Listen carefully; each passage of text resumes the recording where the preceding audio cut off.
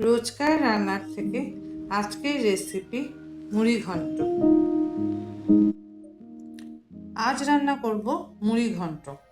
তার জন্য লাগবে মাছের মাথা, লাগবে আলু, জুহা চাল, পেঁয়াজ, তেজপাতা, গোটা গরম মশলা।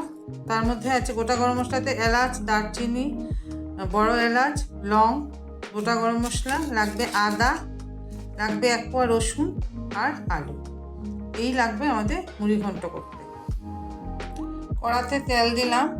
তেল দিয়ে আমরা হলুদ লবণ মাখা মাছের মাথাগুলি 2 পিঠ লাল লাল করে ভেজে নেব।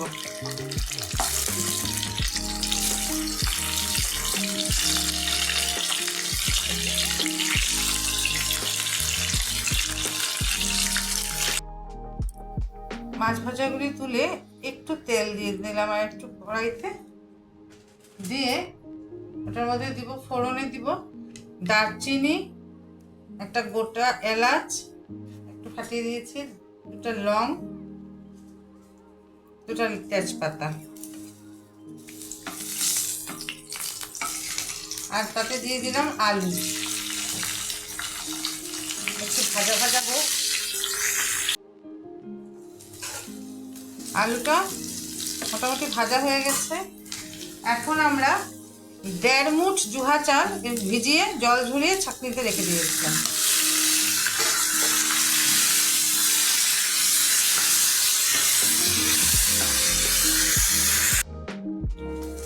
চালটা ভাজা হয়ে গেছে। এখন তাতে দিব পেঁয়াজ, আদা আর 1 কোয়া রসুন বাটাটা।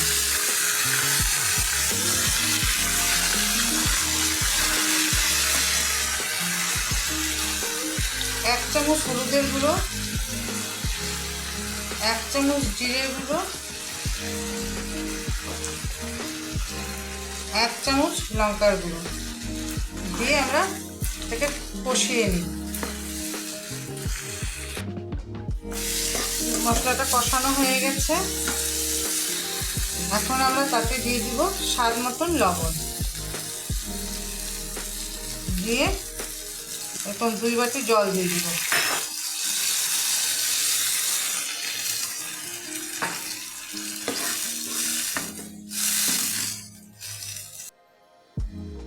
ঝোলটা ফুটে গেছে। এখন আমরা মাছের ভাজা মাথাগুলি দিয়ে দিব এরকম করে।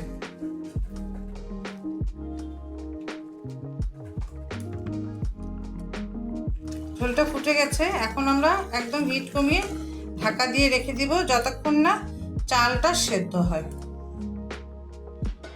এখন আমরা ঢাকনাটা উঠাবো। এই ঢাকনাটা উঠালাম। এই যে চাল সিদ্ধ হয়ে গেছে, আমাদের তরকারিটাও হয়ে গেছে। এখন